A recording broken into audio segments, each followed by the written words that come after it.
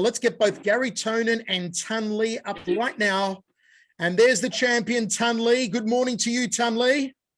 What's up, guys? Thanks for having me on. And there's the challenger with stars and stripes on his shoulder, Garry Tonon. G'day, Garry. Just a single hit'll do. There you go.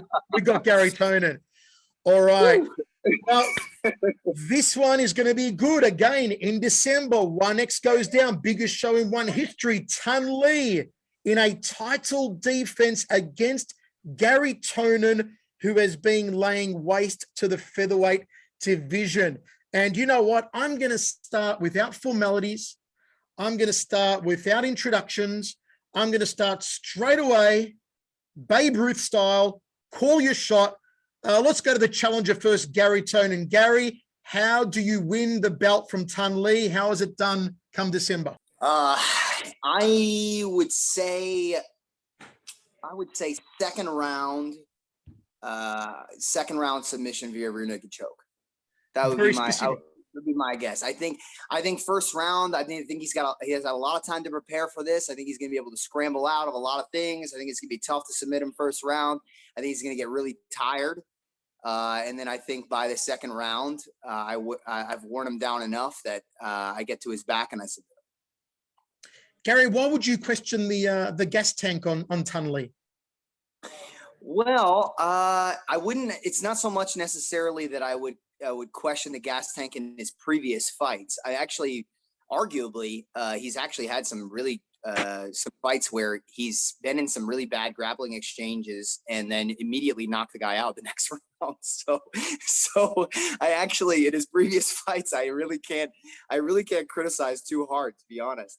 But I just think I'm different. I just think I think it has less to do with him and more to do with what I think about myself. Does that believe? So I'm interpreting that as your work rate will be so constant and so much volume that is what you think will tire out Thanh Le and allow you to submit him in the second?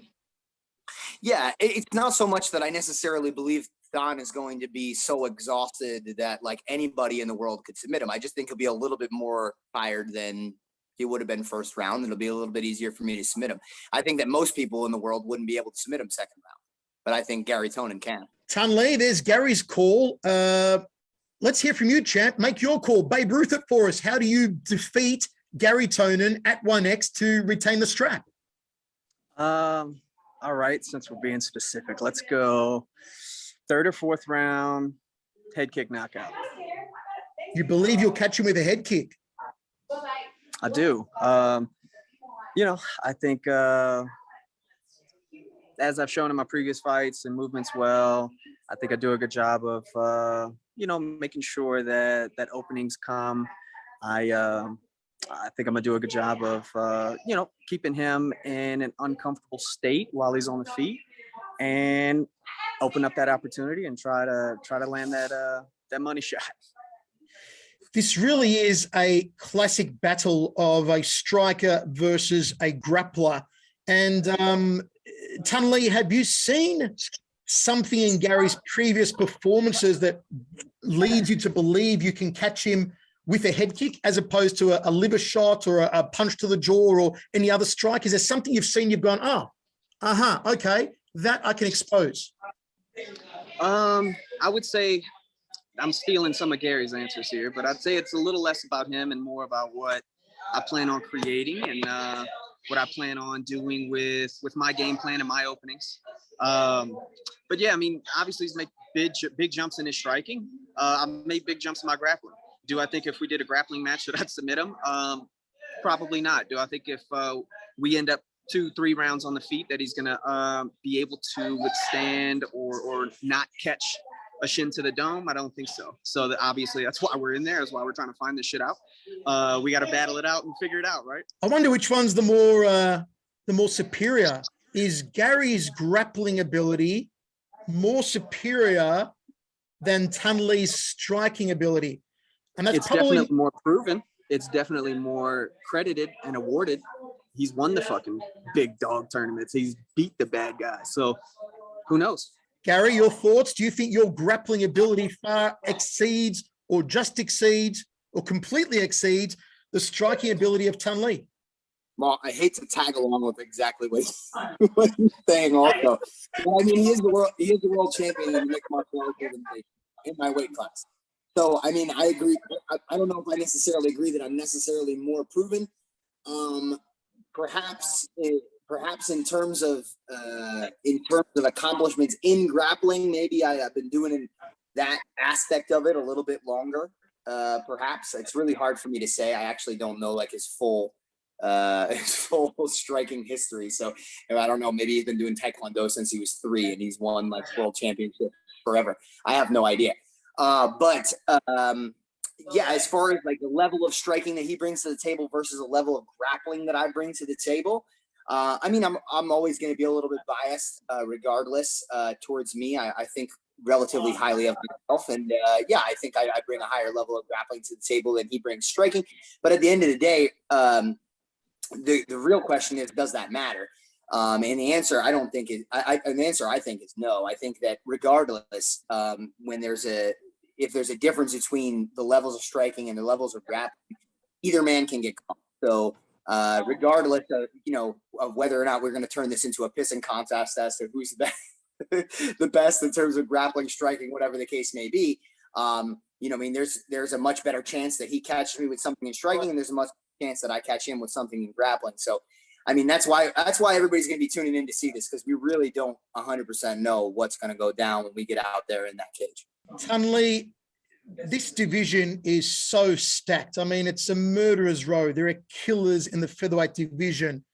And do you believe that at this stage of his career, 6-0, sure, Garry is undefeated, but do you believe that he's biting off more than he can chew, going for the world championship against you now?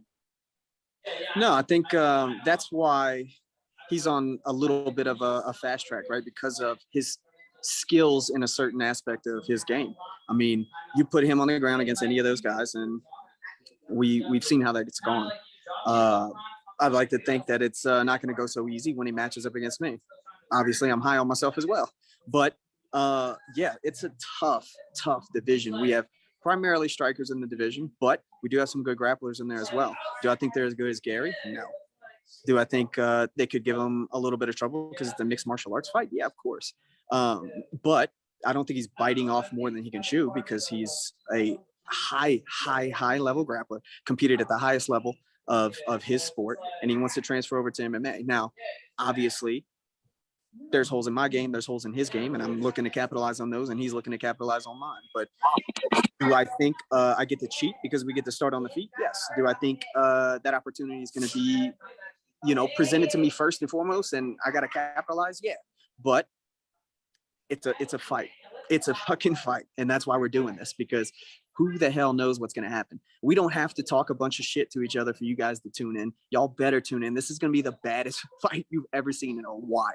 I'm going to do my best to take his head off his body. He's going to do his best to rip my limbs apart from my body. That's just the way it's going to go. He's a great competitor. I'm a great competitor. We're going to fuck each other up. Tunley, there's an old saying that you're not really a champion until you've defended the belt. Do you feel added pressure that you've maybe never felt before in your life, given that this isn't just any fight? It's against a great opponent, but more so you are defending the strap to prove to those people that use that old saying that you are a true champion to defend the strap. Yeah, I honestly couldn't give a shit about any of that, any of the murmurs or the, talk this, talk that. I don't care. I do this for me. I'm so glad I'm able to put on good shows for the fans and for media and the promotion and getting there and earn respect from my opponent. Like, that's a big part of it. But I do this for me. I do this for my family. I do this because I love it. There's nothing that could ever happen outside of the cage or promotion that could ever put any more pressure than I put on myself. And then I ride with that. That's what I like to believe makes me a champion. And that's what I like to believe makes Garry a champion. And that's why he's fighting this fight. You know what I mean? Like, it doesn't take anything away from Martin or add to it that he defended it however many times I had the belt for 3 years or would have lost it immediately after. That man was a champion before he had the belt wrapped around his waist. I feel the same way about myself. I'm sure Garry feels the same way about himself. That's the way a true martial artist is approaching it. That's the way a confident, strong mindset fighter is going to walk into the cage with. And it's my job to take that away from him. It's his job to take that away from me. That's interesting. You mentioned Martin and Garry. I want to ask you about this because, folks, if you don't know, Garry Tonon is a geek when it comes to analyzing fights. I mean, this guy will sit there and watch every fight. He goes super nerd, super geek, and he breaks it down in that amazing mind of his. It's like, Russell Crowe in A Beautiful Mind. Instead of mathematics, though, it's about fighting. So you've no doubt watched Thanh Le versus Martin Nguyen a number of times. And Garry, do you believe that Thanh Le was getting effectively beaten by Martin before Thanh Le began the knockout process? Because some people say that if Thanh Le had not begun that knockout process and caught Martin with that first stunning shot, that Martin was winning the fight quite handily. If you replace the word round with the word fight, then I agree with what you're saying. But fight, no, I disagree. I would say that that Thanh was indefinitely winning. I believe that the knockout happened in the third round, if I'm not mistaken. And I believe Thanh was winning the fight actually very decisively leading into the third round. And I believe that Martin changed his strategy a little bit in the third round. And I believe that when he did so, it caught Thanh off guard a little bit. And it took Thanh a little bit of time to recover from that surprise or whatever the case may be. After he did, he managed to, catch him and end the fight. But I would argue that as a whole, and this isn't just, by the way, this isn't just me trying to play nice. This is my genuine understanding of the fight and the way that I've watched it many times so far. I believe that Martin posed a real danger to Thanh in the third fight. And I believe that it's very possible, depending upon certain circumstances, that Martin could have ended the fight in the third round the same way that Thanh did. I just believe that Thanh recomposed himself and did the damage that he needed to do to end that fight in the third round. I do believe, though, however, and this is actually something I think Thanh said in one of our previous interviews. I mean, Thanh was cracking Martin hard in these first two rounds. He was doing some damage. I mean, Martin was shaking his head. He was shaking it off and acting like it wasn't a big deal. But he was getting hit. So to say that I believe that Thanh wasn't winning that fight and then kind of got a lucky punch or something, if that's what you're asking, no, I don't agree with that. But I will agree that Martin surprised in the third round, overwhelmed him a little bit in the third round, and it took Thanh a little bit of time to recompose himself and get that victory in the third round. I will say that. I will say that as a whole, if you look at the whole fight, it looks like a competitive fight because when you include the third round. If you were just looking at the first two rounds, I would say it's not even a close fight. I would actually argue that Thanh absolutely dominated the fight. But if you look at all three rounds, I think it's a very competitive fight. I think either man, could win or lose at any given point in time. And of course, that was the whole fight. So that's the way that I look at it. And man, I mean, at some point in time after I take this title from Thanh, I want to see those two fight again because I want to see that again, man. Because I think it could go a different way. I'd love to see that. Hell, I'd love to see that 2 or 3 more times just to see exactly who really is the most dominant one between the two of them. Because I really do believe that with certain fighters, as you start to get close to the upper echelon of who the best is, that it takes a few fights to really see, who's actually the best.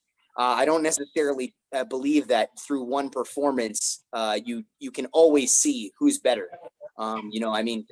There's so much that can happen in mixed martial arts, man. It's a really wild game. So yeah, sorry. I think I've been going on with my answer a little bit too long, but I'm just going to cut myself off right there. Thanh Le, I want to ask you, when we see grapplers like Garry transition to mixed martial arts and start to really dedicate themselves to striking, often and it hasn't happened to Garry yet, but often it can lead to their demise because the grappling champions start to think that they're boxers. start to think that they're kickboxers or Muay Thai fighters, and they want to start to stand and trade and play the striking game and show everyone that, hey, I can box, I can weave, I can, duck a punch, I can leg kick, I can body kick, I can head kick. Do you think you may be able to suck Garry into that game in December and maybe challenge his ego? Because, Garry's been relying more and more on his striking as his fights have gone on in one championship. No, I don't. I think he's done a really good job in his developmental stages. He knows how to get good at something. I know how to get good at stuff. That's what we do, right? So he knows who he can test his striking against. He's done it in the cage and looked pretty good. You know what I mean? He's doing the right things. He's staying safe. He's exploring that side of his game so he could get more comfortable, get ring time, get time in there against somebody who's trying to take your fucking head off, right? But he knows this is a lot on the line. It's a championship bout, so I don't think he's gonna take any chances. I think he's gonna go out there and do what he does best and try to get his finish and try to do what he does to win this fight and get this belt and be world champion.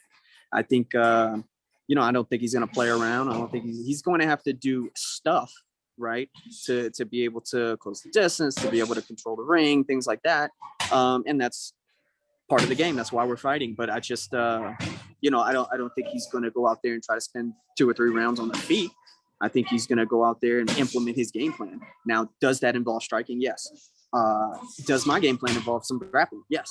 That's just, we are in a mixed martial arts fight. That's just the way it's going to have to be. If I just go out there and try to box this man, we're gonna have a problem. If he goes out there and just tries to strike with me, he might have a problem.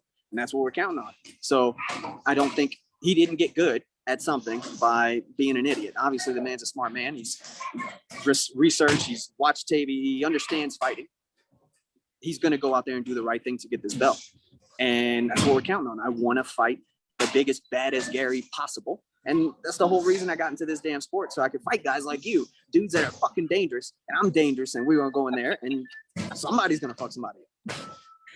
Garry, I just want a simple yes or no answer for this, because I know that I've got to curb you sometimes. Do you visualize how you are going to finish a fight? Yes. Okay. Follow up to that. Have you visualized at all a scenario where you knock out Tunley on the feet? Yes, absolutely. Do you want me to expand on that, or do you want that to be? You can expand on that, please. Okay. Yes. Yeah, I have absolutely visualized that. I think it's a big missing piece of the puzzle for certain guys, especially specialists. I think it's really important for all specialists in mixed martial arts, which, some people are, some people aren't. Some people are just mixed martial artists. Other people have like real specialties in, whether it be striking or whether it be grappling, like myself. And I think sometimes what that leads to, no matter what they actually say on camera, when, we're on camera right now, right? No matter what they actually say on camera, because sometimes they might mislead you on camera. The truth is the only way they visualize the fight ending is the way that they are most comfortable with. And I think if that's the only way that I know how to end a fight, by the time I get to a championship level, it's one thing if this was my first professional fight. That would be reasonable, actually. It would be reasonable in my first professional fight to believe that the only way I'm going to beat the guy is to submit him. Reasonable. I think actually in my first professional fight, I TKO'd the guy. I think that's actually what happened. But it would have been reasonable for me to believe that was the only way I was going to walk out of there, because, hell, that was all my experience. But I think once you get to championship level, if you don't have a plan B, and I realistically at championship level, I think you should have a plan C. If you don't have at least 1 or 2 other options besides what you're the best at, I think you're probably not preparing adequately. I really don't. I think that you have to understand, just like Thon understands that I'm watching every single one of his fights. He's watching every single one of my fights. He obviously understands that I'm a grappling specialist, all of these things. Like, when people know what your main threat is, it makes it very difficult to execute that main threat. And this works the same way in jiu-jitsu when you're doing pure jiu-jitsu. Let's say, somebody identifies that I'm a leg lock expert, and they know if they just want to protect their legs, they can do things that makes it really, really hard for me to leg lock them. And if I don't have anything else I can beat that guy with, I'm in trouble. So absolutely, I visualize a place where I could knock Thon Lee out. And more than likely, it will be because of dual threats. And we call this dilemmas or trilemmas, depending upon how many different problems we create by a given situation. But it'll be a dilemma-based system where if Thon gets too cagey and he's too afraid of the takedown, he's too afraid to be in a place where he's willing to get in a grappling situation with me, it's going to make it so that every time he's even thinking about me trying to take him down, he's distracted, and I'll be able to place a strike somewhere where normally it would never have hit him, but it'll be because I level changed and I'm able to come back up top and hit him with something because he's afraid of that takedown. So absolutely, I imagine situations where I either TKO or KO Thon Lee in this fight. And for anybody that thinks that that's not the case, I disagree. I think I'm going to prove you wrong. We'll see how it goes. Garry, I want to ask you because it intrigues me. Again, short answer. What's the visual? Oh, the visual. My fist slowly making impact with the tip of his jaw as the spit and mouthpiece flies out of his mouth and blood pours all over the side of the cage and hits all three of the judges right in the eyes with drops of blood. They all go blind just for a second. and the crowd is just dead silent. You can hear a pin drop in the stadium, and then his head goes towards the canvas and bounces 2-3 times. When have you ever heard a prediction like that? When have you ever... And I start screaming. Garry Tonon, you've got a job as a Hollywood fight choreographer when you retire from fighting, my friend. But in all seriousness, Thon Lee, I'm going to ask you the same thing. Champ, do you visualize, yes or no, how you're going to finish an opponent? Yes. Okay, so what's the visual for you? Do you visualize submitting Garry Tonon? Have you visualized that? That has played through my head 100%. How visualizing winning the fight on the ground would be a better answer. Okay, so you're saying you visualized ground and pounding Garry Tonon? Plenty of options. Yeah, obviously, when you visualize things, you have things that pop up in my head that aren't my A game. Like I try to let my mind fight itself, right? Like you visualize some things and some shit pops up that you didn't expect. Like that is what visualization is for. Like I'm reacting, I'm doing a mock fight in my head and things happen. Whether we end up on the ground, whether we end up on my back, whether I end up pounding him out, whatever the case may be, those things happen when you do, in my opinion, when you do visualization properly. Okay, folks, we're going to go to the media in just a moment. But once again, earlier on in the interview, first up, I did ask both men for their predictions. Garry Tonon believing he will rear naked choke submit Thon Lee for the championship belt come 1X in December. Thon Lee believes he will do the headache maker, the head kick knockout on Garry Tonon to retain the strap come 1X December. Let's go to the media now, and we'll go first to Dylan Balka from My MMA News. Dylan, please ask your question. Hey there, I appreciate you taking my call. My question was for Ton because I'd posited a similar question to Garry with there being multiple timeline shifts with this bout. I'm curious, were there different periods of taking the foot off the proverbial gas, like trying to avoid a certain level of paralysis by analysis, like maybe burning yourself out, study too much of Garry Tonon, as it were? No, not at all. I don't think well, in my opinion, there is no such thing as just knowing too much about your opponent, because you have to, compartmentalize certain things. And he likes to do that. He likes to do this. We're going to try to react this way and that way. But it's a fight, so you're going to react. Your moves are going to hit by itself, and we have to train that way. And the more time you get to analyze, the more time you get to drill, the more time you get to do live rounds, situationals, the better. I mean, in my opinion, it couldn't be, and unless you let your mind get in the way of things, it couldn't be a negative thing. But that's how we kind of reframe things for us, for it to be a positive experience.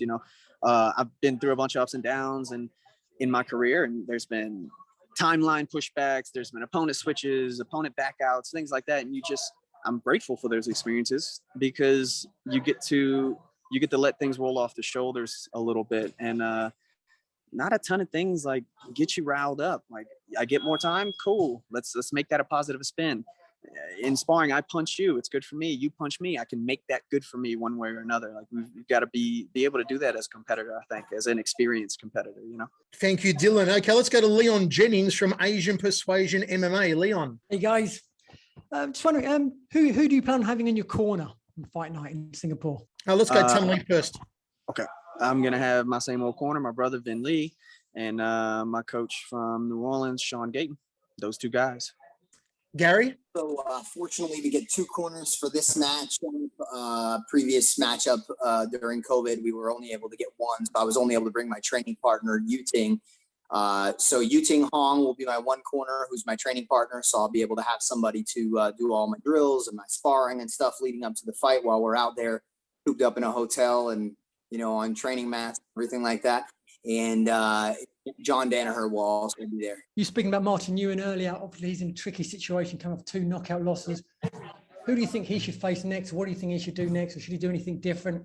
Possibly face the loser of your matchup in December? That's a good question. I don't know. I haven't really thought about that, to be honest with you. I've got my hands tied with this dude down here, but you know, I don't know about opponent wise. I don't think the loser of this matchup would be the ideal opponent, though, as far as rankings and things like that go. But I'd said this in a previous interview. I think he should do, you know, the same thing he's been doing, what got him to the big show, what got him to the belt, what got him retaining the title over and over again. And, you know, just because you happen to get caught twice, you know, like, obviously work on the holes in your game and improve what you think you need to improve. But you don't need to do a huge switch in camps or this and that and change the way you think about fighting. I mean, he's done a really good job, and I think he can still be successful and a high level fighter and work his way up back to the belt, hopefully, so I can fight him again. Thank you very much, Leon Jennings. Okay, fellas, we're about to wrap this up now. We've been going for half an hour and we could go for another hour with you two. It's been magnificent.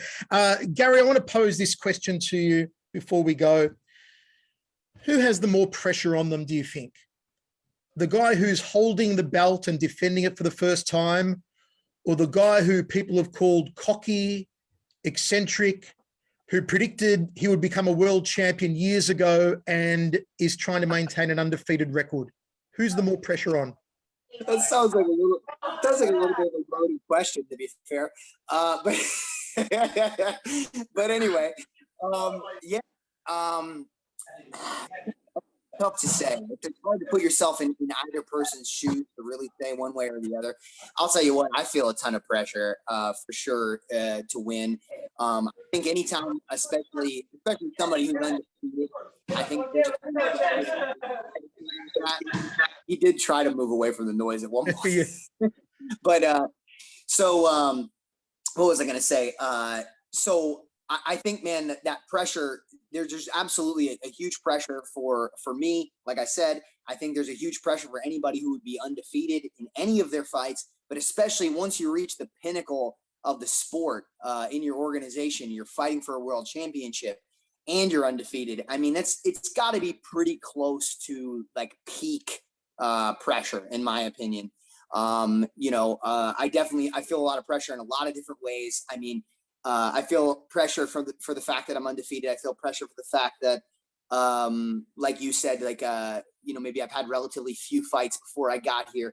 I feel pressure for the fact that, my team have been pioneers in the sport of Brazilian Jiu-Jitsu, and I feel as though I carry that flag.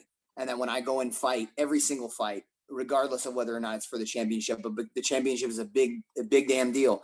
That's a lot of pressure to carry, that I have to, I'm the only member of my team that fights MMA, you know what I mean? And I'm carrying that flag solo, my everything that we are essentially is on my back right now, walking into the fight. So I would say, from a bias perspective, obviously, that there's absolutely more pressure on my shoulders than there is on Thon's. I do think that it's not to deny that there's pressure there, in any way, shape, or form. But yes, I think there's a lot more riding on me in terms of winning this fight than there is Ton. Thank you, Garry Tonon. Ton Lee, final word from you. Ton, time and time again, when you've appeared at one championship, you have stolen the show. You've been the showstopper. Your fights have been full of highlight reel moments. You have finished everyone so far. Does that factor into your mind at all? I mean, on the biggest show in history where we've got Rod Tongue and Demetrius Johnson in the main event in a super fight, are you going to try and steal the show of shows? Does that factor in your mind at all? Does it do any type of pressure or anything like that? No, I'm going to fight the way I fight. It just so happens that the way I fight puts on some serious knockouts, and I'm happy about that, right? And I'm happy I put on an exciting show. You guys are going to need to tune in. It's going to be, I'm going to try to take this man's head off his shoulders, just like I do every opponent that steps in front of me. That's my job. He's got his agenda. I've got my agenda. I like putting fists on people. I like putting my shin on people. That's just the way it goes. And it's not going to change for this fight. Nothing changes that. That's the way I go about my martial arts. And this is going to be fireworks from second 1 to minute 25 if it goes that long, which it's not going that long. You are going to finish me or I'm knocking you out. That's just plain and simple. That's the way it's going to go. I'm excited about that. It wakes me up. It gets me in the gym.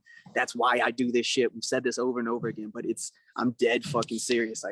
This is the most excited I've been about a fight. I'll tell you that. It's classic martial arts. It's fucking awesome. Well, there you have it, folks. The champion, Ton Lee, the challenger, Garry Tonon. I think it could be the showstopper come December at 1X in the biggest one championship show of all time, where we'll have Bibiano Fernandez versus John Lineker for the bantamweight title, the featherweight strap between these two men, and of course that Super Rules showdown between Demetrius Johnson and Rod Tongue, where it is, of course, first round Muay Thai, second round mixed martial arts, third round Muay Thai, and fourth round mixed martial arts. Garry, Ton Lee, thank you very much for joining us. To all the media and fans around the world, thank you for joining us.